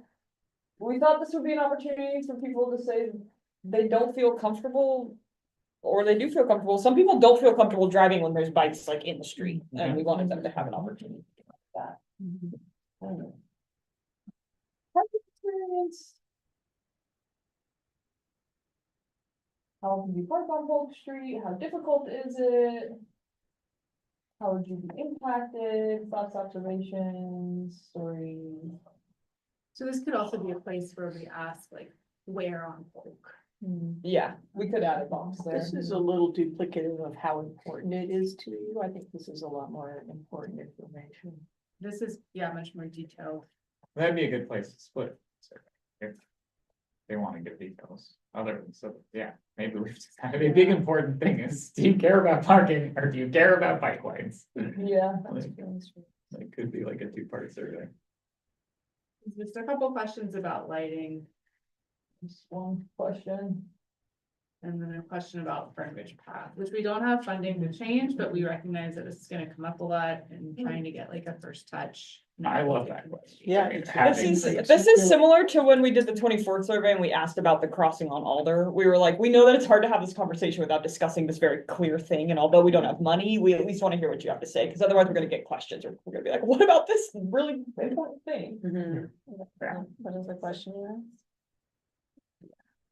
We asked, Fernbridge Path crosses Polk Street, while not part of this project, we'd like to improve the path crossing in the future. What if anything would make crossing Polk Street at this location? On top of the So, like, this is your opportunity to tell us, because we're already talking about this area. It's also like, you know, people are. Yeah. They're gonna say, why did you ask me if you don't? Yeah, exactly. So we're like, someday we'd like to make it better. It's definitely weird. Additional thoughts, emails. Okay, that's the end. Oh, and then the demographic questions, but those are sort of boilerplate from the city, so we don't need to go through it. Okay, yay, should we take a break? Thank you. Yeah. Be back at 6:50. Bathroom code is right there, 301. Thank you for working so hard on it. It's not easy writing a survey. Yeah, the surveys is really Yes, it hard. did. They redid it.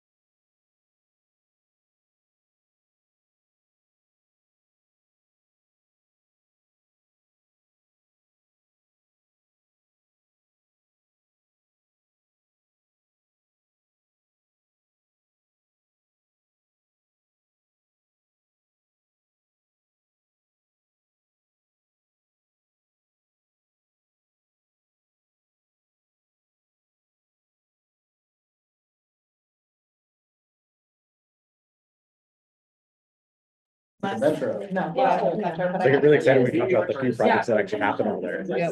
Yeah, you're like. What did you see? Give me my opinion. When they said they were only gonna connect eventually, Oakway or to Willikinzie, I was like, that little bit, like, what about the rest? It's like, kind of like. Because so we actually opted to a different school district, school from our neighborhood, because our neighborhood wanted to go to Recipe, we went to Holt. And so we drive across the hallway and right now, but like eventually. So my daughter, Monroe, which is over on the east side of Coburg as well, and she wanted me to be able to ride her bike, and so I'm like, that's that whole section there. It's not great if you're never confident with riding your bike. You're ready all the time. So I'm also, I rode cycles all the time. I don't want to be her on it. It amazes me how many kids in our neighborhood do that. It's like quite a few in our grade, which then goes to that. Yeah, I see. Like leaving it. That's terrifying. You guys are gonna be riding over there. That is scary. It's starting to kids on Amazon. I'm like, you know, I'm like, geez, yeah, that's scary. I don't know. So I'm curious, like, I don't know. I feel like how young I'm not. I mean, seems like that. We're checking the temperature, but the temperature is like. Probably. We decided that Probably it's a meeting. Meeting. Yeah. Everyone ready? You didn't do it. I mean. Hard part. City councilor probably. Stuff. Right. We're gonna come back to order. Have you given Logan sound back? I did. Okay. Look, I put this. and it Yes, I says hear. I'm you, and I covered my screen with it. Sorry, throwing Will under the bus there. All right, let's, because we don't wanna. Yeah, let's get into this. I'll try to go through this relatively quickly. I won't just go on and on and on.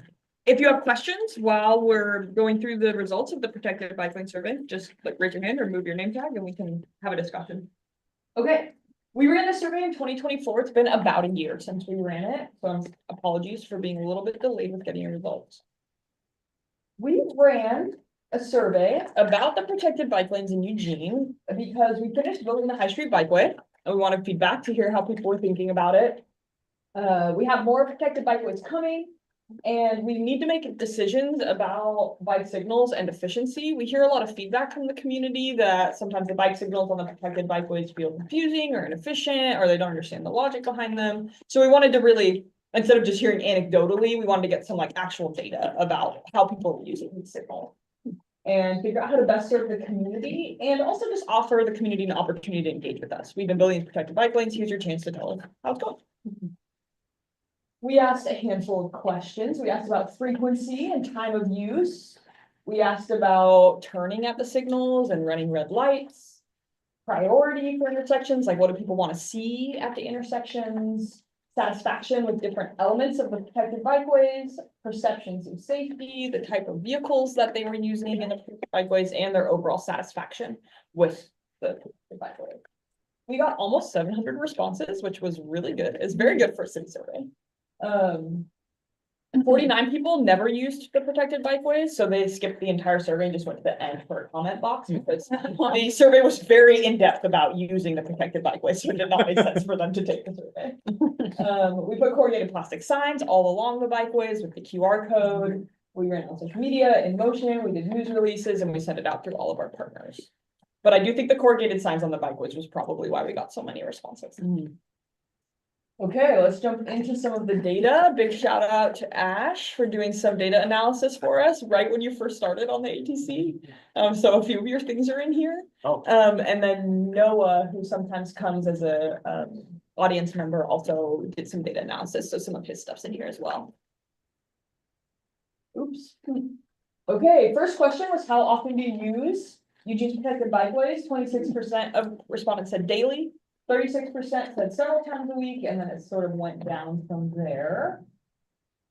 We only had 7% of respondents say never. That makes sense because we had signs all over the bikeways. We did not run a radio ad or things, billboards or things where drivers would really see it because they weren't our target audience. Did you know that you can turn in any direction while the signal at a green bike signal? 75% of people said yes. They did know that the green bike signal means they can turn in any direction.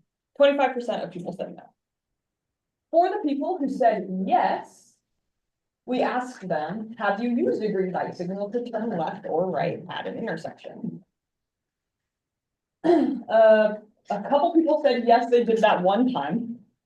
20% said yes, they've done it a few times. 24% said occasionally, and 38% said often. So between occasionally and often, a little over half of the protected bikeway users are using those green bike signals to turn, which is relevant, I think, for understanding how our bike signals work.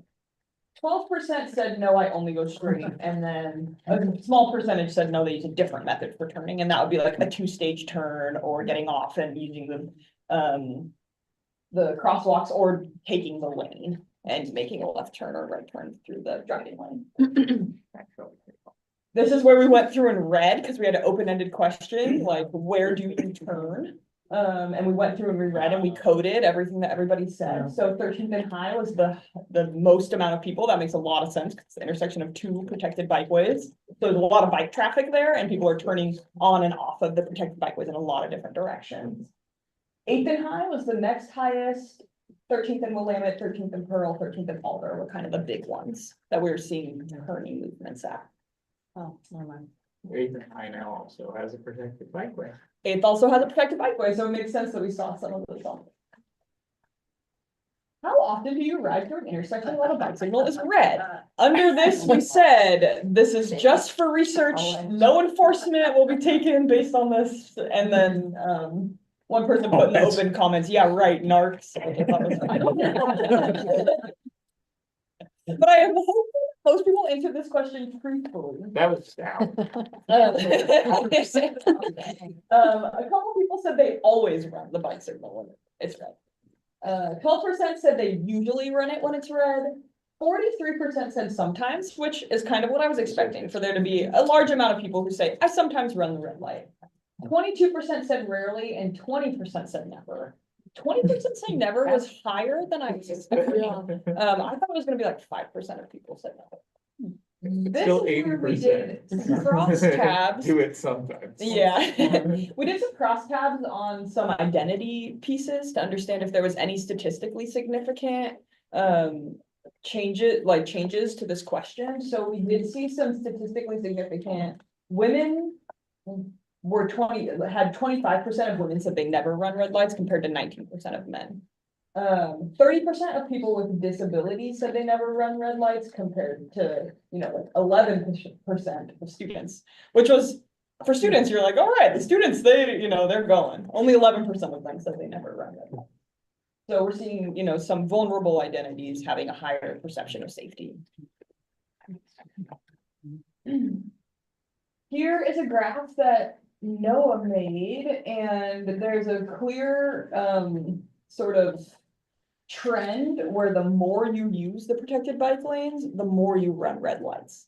So people who are riding on them every single day are usually running red lights at almost 20%. And then when you get to the folks who use them monthly or rarely, they're almost, they're really not running red lights. And that makes sense, because when you're using it daily, you're kind of like a super user and you're getting annoyed at certain locations. We asked people about those certain locations, and this is what we found. So, almost 50 people said that they run the red light at high intent. I imagine if you ride at high intent, you probably are also running a red light. That signal is really old, and there's also an NX there, and so it just takes forever. High and 13th was another common location. Alder and 13th was a really common location. That Alder and 13th is the one where it's not a camera, it's a loop. So you have to be on the loop. And I think a lot of people, I just saw it yesterday, a person was standing off to the side and she wasn't on the loop. So she was never gonna get to the Pearl 13th, Charlton and 13th, Alden 13th. So we're seeing a little bit higher red light running on 13th than on high. That makes sense because there's more signals on 13th. Why? Oh, sorry. Why do you run red lights? This was another one that we coded. 42 people said the car signal was green and there was no conflict. So that would be like if you're going one direction and the car signal's green and like on Pearl. If you're headed towards campus, Yeah. on Pearl, there's no conflict. Like no one's gonna turn into your path. So you might just go. The PED signal was green. That's pretty common on 13th as well. The PED signal will be green while the bike light is red. There's no traffic at all. There's nobody around, so I'm just gonna go. Happens at night a lot. When safe as yield, a lot of people, 20 people said they just use the bike signals as yield signs. So they just get there, they look around. If they determine it's safe, they go. 17 is kind of a similar question, but the car signal is green and they use it as a yield. And then 16 people said that when the signal's green, they switch to the car lane. And I've definitely seen that when I'm on the protected bike lanes. People are in the protected bike lane, they see the car signal's green, they'll shoulder check, get in the car driving lane, go through the intersection, get back in the biking lane. I've actually done that. That's a lawyer. Okay, so all that to be said, here was a question where we were asking at the intersections, which is your priority? Fewer conflicts with cars, shorter wait at intersections, I don't know, other.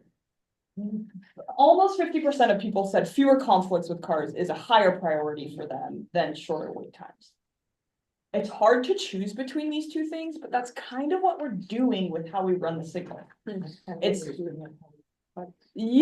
like, it's hard to have both of these things happen. It's hard to have fewer conflicts and short waits, like that doesn't really exist. Here's some quotes. I want to get across the intersection safely, as quickly as possible, preferably without needing to stop first. We're like, me too. That sounds great. Great. This person said, if I'm with kids, fewer conflicts. If I'm alone, shorter wait times. So I was like, okay, we detect if you have children or not. Sounds good. We can do that. Both, happy face. No, Campbell. What I'd like to see is more priority given to bikes at lights, but I don't know, do I look like a traffic engineer? I'm just some random bozo with a keyboard and an internet connection. Who gets sold. Honesty. But then there's somebody. So those were the comments that we got where I was like, all right, guys, like, we can't have both. We can't detect if you have kids with you or not. Like, but there were some really useful comments. So these are the useful comments. When the car lane cannot turn left against bike lanes and the walk signal is on for peds, I see no reason to wait for the green bike signal. So we hear that a lot, and the reason is because you can turn, but when you're going straight, it feels super unnecessary. So that's where we're having that conversation. Should we add 2-stage turns at those locations, or how do we be consistent? It's just, it's a difficult thing, but it makes sense. I'm fine sharing a green light with vehicles. Most bikers are going straight, so making all bikers wait to allow for the turning 1% seems silly. At first I was going to choose shorter waits, but that's not it. It's really fewer waits. A wait is a wait, whether it's 2 seconds or 30 seconds. If you have to stop and put your foot down, it's annoying. Honestly, I think I'd rather have one 45-second wait than 3 to 5 seconds. So I thought that was interesting perspective. That might have been Anne Brown. She told me the same exact thing. Okay. So if you want to talk I to agree her. with that too. Yeah. The stop, go can be really frustrating. And it's like, I just want to go. And then if I have one long stop, so be it. So it kind of, and then we hear from other people who feel the exact opposite. So it's hard. On several of these bikeways, the control systems seem to be designed to make everyone extremely safe, resulting in delays and thus large number of cyclists running red lights. 13th Avenue is a poster child for this. That's not great for their safety and could be bad for pedestrians who aren't observant and agile. So this person was making the comment that like, it's designed to keep people extremely safe, and the sort of negative externality of that is less safe. And so if we find a more in-between safe and there's higher compliance, maybe it's all around safer. And so that's something we're trying to figure out as well, as like the compliance piece is a big deal. I think something that I experienced with biking on 13th is that I just don't know exactly when it's gonna turn green, so I kind of am slowing down. And then it's green, but I've already slowed down. So if there's like a way to understand when it's gonna turn, you can kind of predict like the hard traffic turning at a certain time, because you see the lights turning on the other like crossing traffic, and you're like, family slow down a little bit, because I know it's about to turn green. Right. You know? Yeah, and in the Netherlands, sometimes they have those bike countdown things where it's like 5, 4, Oh, 3, fun. 2, 1, and at 1 it turns green, and so maybe that's an option for us. I don't know. It exists technically. Okay, some statistically significant things happening with identities and percent that prefers fewer conflicts at intersections. So we saw it was 49.5% of everybody prefers fewer conflicts, but 57% of women prefer fewer conflicts. 71% of people with disabilities and 72% of people who don't or can't drive. So we saw like a really big jump for certain groups that were like, I want fewer conflicts. That is more important to me than shorter waits. Do we get, maybe it's not that important, but multi-identity, because. That's What? Multi-identity, some people, I imagine this looks different if you. People can be. Yeah, intersectionality. Yeah, because you're like, there might be You can have a man. disability and be a woman. Did you know Yeah, that? absolutely. Yeah, I could make an infinitely long chart with a bunch of different stuff. But it seems this is a simplification, of course. Yeah. Okay, how satisfied are you with the following protected bike lane features? There are some big winners up here. So Yeah, I'll say. separation from car traffic, people love. That's like the curbs. Like I'm here, cars are here, there's something in between us. Like that's a big win. It was pretty small amount of people who said they either were neutral or didn't like this. The width of the bike lanes is a big win. People like having that extra space and being able to ride next to each other. Interacting with other people biking also had like a pretty good amount, and then green paint. So those were kind of the ones that, for the most part, generally people were feeling pretty positive about. We see the largest sort of frustration with the flex posts and bollards. People are pretty lukewarm on those, which is interesting because these are the separation from car traffic in some cases. Like there is no curb, this is the separation, so they like the separation, but they don't like the flex posts. That, you know, is a little tricky. Speed and flow, I think people are really referring to the signals in that case, and then maintenance and cleanliness. Which the city recognizes is an issue, and then the bike signals. So the bike signals and the speed and flow kind of go together. I think the bike signals would be great if they went well with the speed and flow, is sort of some of the things that we were hearing. How has the addition of protected bikeways on the following streets changed how often you ride on them? More often, we saw a pretty good percentage of people say more often. We saw a big leap on High. Like almost 61% of people who responded said they bike more on High now. I'm guessing that's because you can now go south on High. It used to be a northbound only, and so now it's almost probably in some ways double the amount of people who are taking it. The Alder question was funny because it's been there for a long time, so I don't know how many people we were capturing who even remember what Alder was like before. And I think that's where not applicable is coming in, like a lot of people just aren't riding on 8th. It wasn't part of their routine before and they're just not really using it, so we got 30% of people just saying, and same with East Amazon, people aren't out in South Eugene, they're not using it.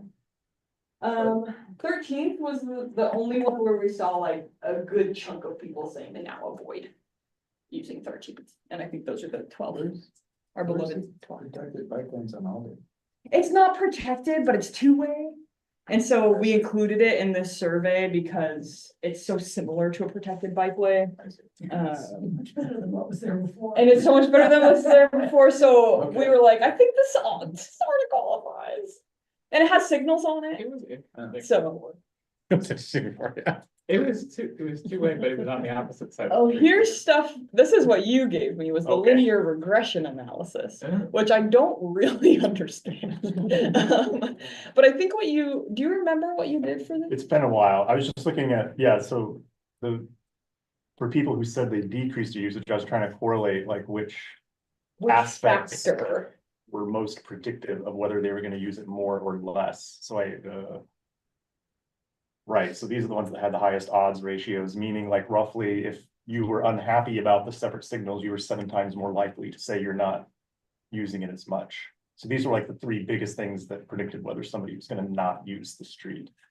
Whereas the ones pointing up are the biggest predictors of whether someone was gonna say they use it more now, Okay, if they were satisfied with those things. that make sense? Yeah, totally. So if you put, I'm unsatisfied with the bike signals.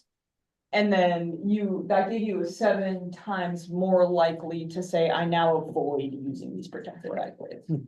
But it's interesting because over here, you also see if you said, I'm satisfied with the separate signals, it also gave you 1.5 times likelier to use these bikeways. So we see a pretty high correlation on this signals and speed and flow. And I think the folks that we're seeing there are those confident cyclists who've been using the system for a long time. And now they get on these protected bikeways and they're like, these are not for me. Like, this is not what I want. I don't want to be stopped at these signals. But I liked that data because it was taking sort of assumptions from the survey and making them like statistically significant and like accurate. Do you feel safer and more comfortable using a protected bikeway over a regular painted bikeway? 80.8% said yes, 12% said sometimes, and 7% said no. Back to simplified identity demographics, students and people who are car-free, especially students, just had a much higher, like, students, 96% of people who identify as students said that they feel safer with protection. And then 91% of people who identify as car-free.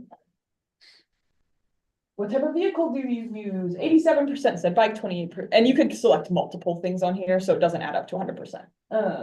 87% said bike, 28% said electric bike, and then we had some pretty small percentages of other things. In the other category, we saw running, roller skates, and pushing strollers.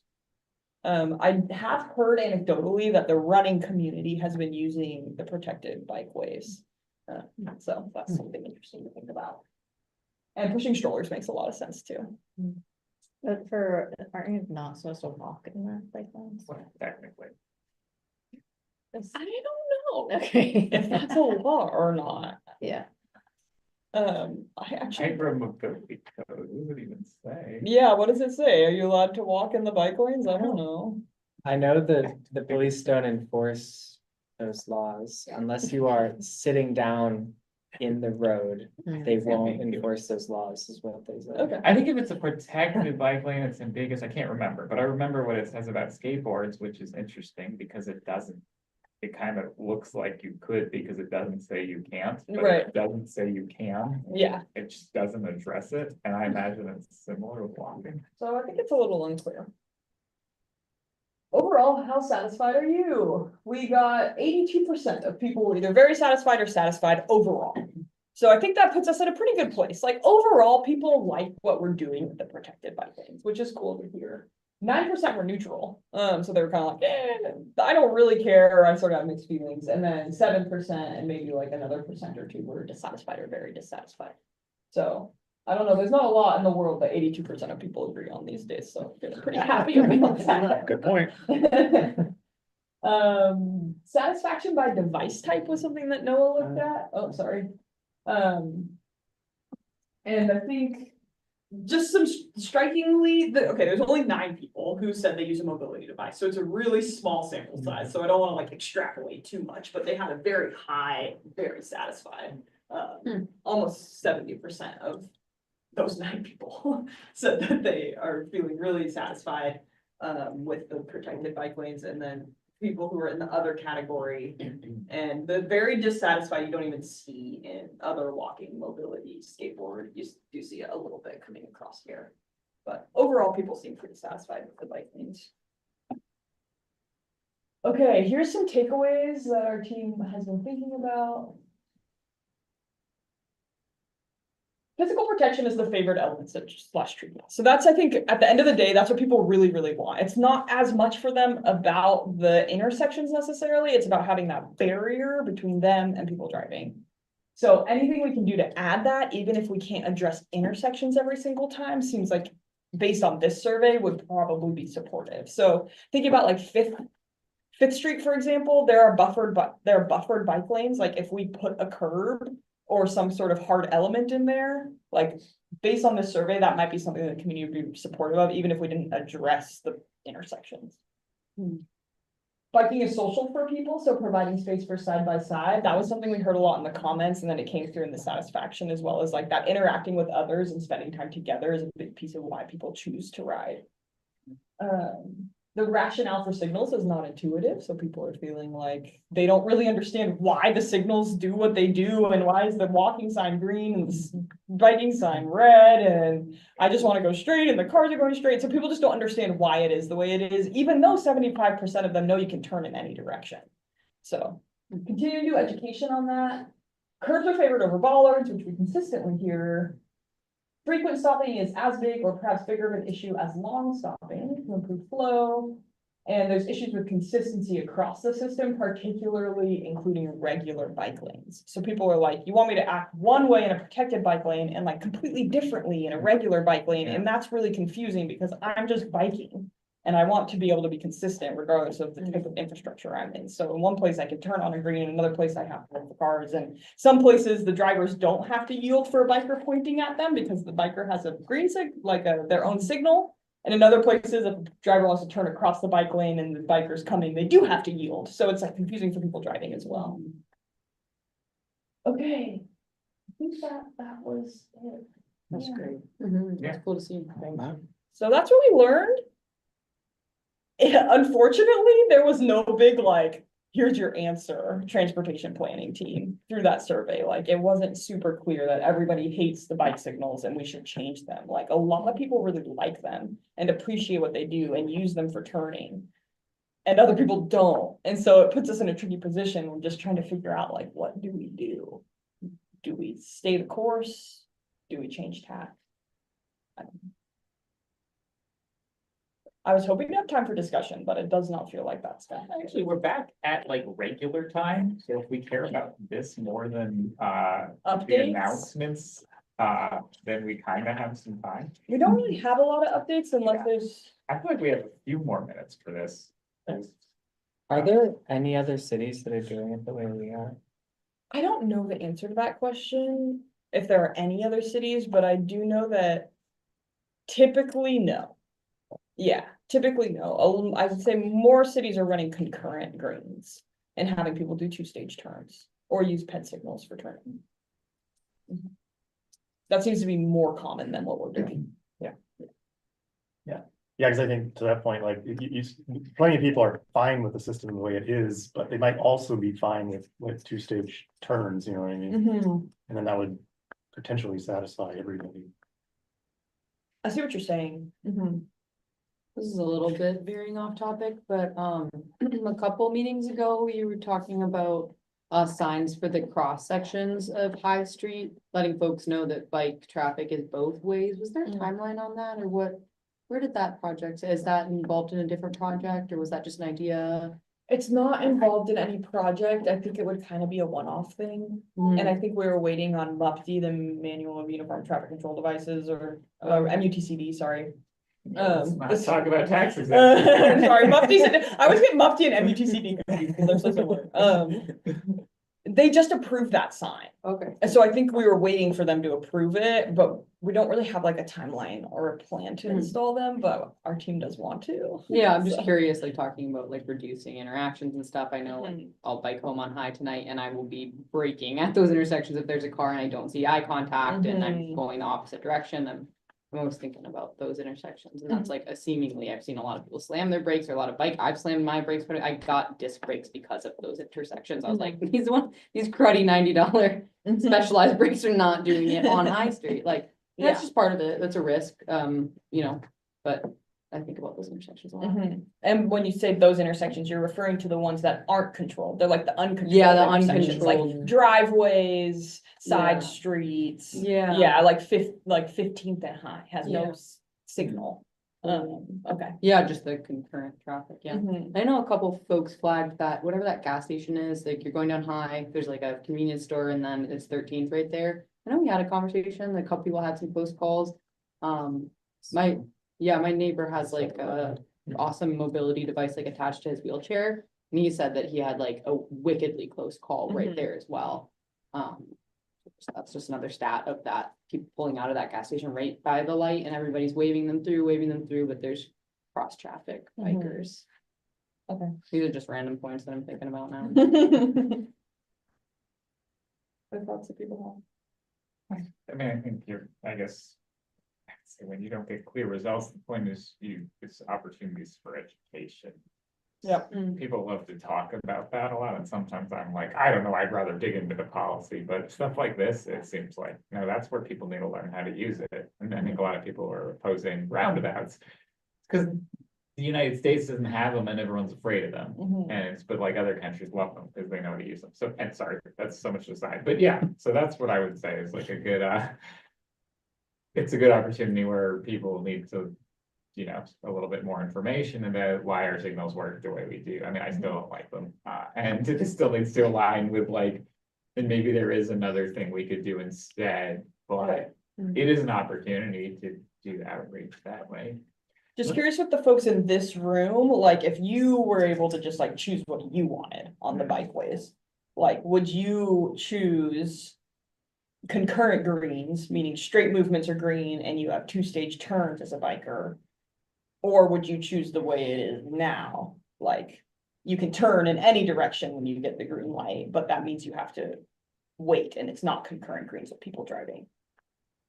I might just ask the first one first. Okay. Raise your hand if you feel like you'd rather have concurrent greens and 2-stage turns for turning movements on the bikeways. I personally, those bikeways I rarely turn on. Yeah, right. So I feel, if you had another more. But if you were going to, it'd be nice to make sure they're safe. Right, With the okay, leading and there. then alternatively, the other question is raise your hand if you sort of appreciate the way it is now and you can turn in any direction, but it creates a little bit of additional delay. Like that. Can you go?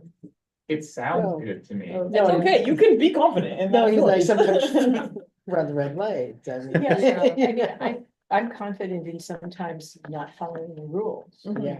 So, You're like, I'm fine with it and I'm gonna run a red light here and there, it's kind of. yeah, I really think that the biggest question is, I would rather the infrastructure favor less confident cyclists. Yeah. And that if I am making a choice, then I want that to be safe. I don't want to be pushed into doing something stupid because I'm so annoyed. But I think it's really important that all those students that, you know, new people, we need to favor them, and people who are gonna scofflaw shouldn't be the ones who determine what kind of infrastructure you have. I mean, there is such a thing as going overboard, and you did get some of that feedback, but and I think that the biggest problem with that is you degrade overall compliance. Right. That's the place where I would say the break is, because I think it's much more important that people who are less confident are getting what they need. It's just one of the things we hear is that like, you're a new biker and you get on 13th or you get on High and you're at all these red lights and you like get really frustrated and it feels really inefficient and you're like, this is stupid. I've heard that from some people who are like, I thought I would try biking and I got on these bikeways and they were really annoying and slow, and so I just stopped biking. So it's like, is that a thing? I don't know. It's one of those questions where it's like, how are people making that behavior change? How are they making their decisions? How do we build a system that just feels intuitive? And that's tricky, yeah. I feel like we should use our last few minutes to. To do make- updates? Make sure there's Oh, can I- nothing else. Can I ask one clarifying question? Yeah. Most of the like protected turns are ones going south, You can turn in any direction with a green light. Illegal. but like if. Any What legal makes- direction with a green light, yeah. I guess, but if you're going like west to, you're moving east and you go north, then you don't really need that protection, because usually like the bike lane's right there on the other sheets, like if you're going up High. Whereas if you were on 8th and you were turning across several lanes of traffic, you might feel scared even with a green Yeah. light. If you're going south, then that's you more. I often do a 2-stage turn at 8th. That's why I thought that was a cool comment, because even though I have a green light, I'm like, even though it's not even trafficy, I'm like, I could just get off and get them just do, because it's a lot of lanes to, yeah. I think that's the consistency across the system is really hard, because it's like, we could just make it different for every single intersection. But then we're in a really tricky situation where it's like, well, this intersection, you have to do two-stage turn, and at this intersection, the green line makes it so you can go in any direction. And at this intersection, it's just concurrent greens. Do we have data? Now I'm getting nerdy but do we have data? Cause there are a couple that are different. Cause like on 13th. Like at anyway, Hilliard, Hilliard 13th and, I 13th, think it's you 13th there are and Hilliard. conflicts that gives you green. Yeah, it's a concurrent green, and you, like, you can only go straight there. Straight arrow. Yeah. That's our only one. It's kind of nice. It is nice. Every time I hit it, I'm like, "Ooh." that. Yeah, I mean, there's also one area where it's concurrent greens and you can turn in the legal direction because the turning movement is red. And that's at Patterson. So at Hilliard, it's a straight only, and then at Patterson, there's a turning lane that's red. So that's what we're looking to do on Lincoln, is that at a couple of the places we can do concurrent greens because we're putting the turning drivers on hold. So that's honestly the best, that's the best option. Yeah, is when you can get the safest in. And if you made 13th only one through lane, you could do that everywhere. Yeah. Yeah. I thought of that too. I don't get to make those choices. Yes. So I'm gonna throw this out there, although I know it's gonna have a lot of can of worms ramifications of it. But since there was like two options mentioned, a third option could be where you have a period where the green, you have a dedicated where everyone can turn.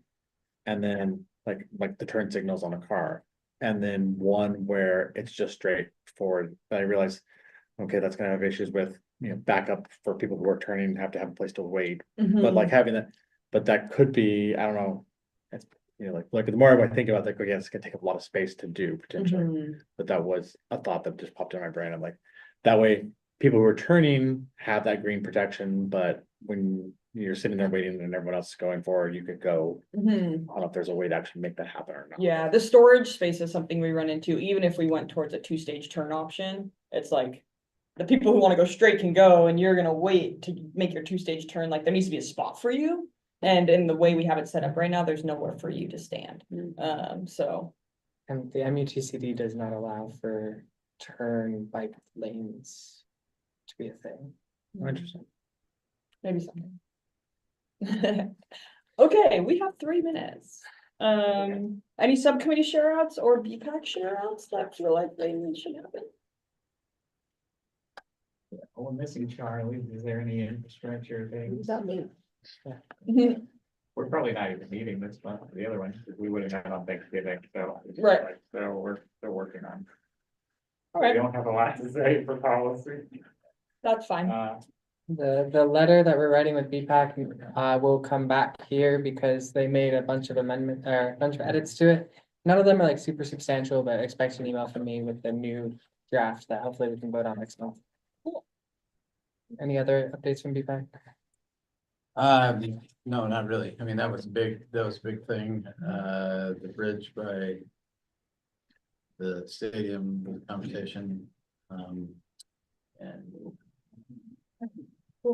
We will need, well, ATC recruitment, quick update on ATC recruitment. We just finished interviewing this week and I've sent the offers. So we're gonna have 5 new members join, and a couple folks step down from this committee. So next meeting, the December meeting, will be a few people's last meeting. So if that's you, you can prepare a couple comments and you'll have some time to just like say anything that you want.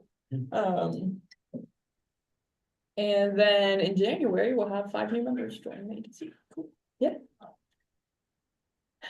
Anything else? Anything? Will any of those new members be at the December meeting?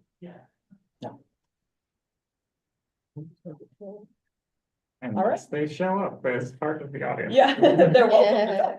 Okay, meeting adjourned. All right. That was great. Thank you, everybody. Thank you. Hey, we're a minute early. That's For all that. You do item 5 in 1 minute.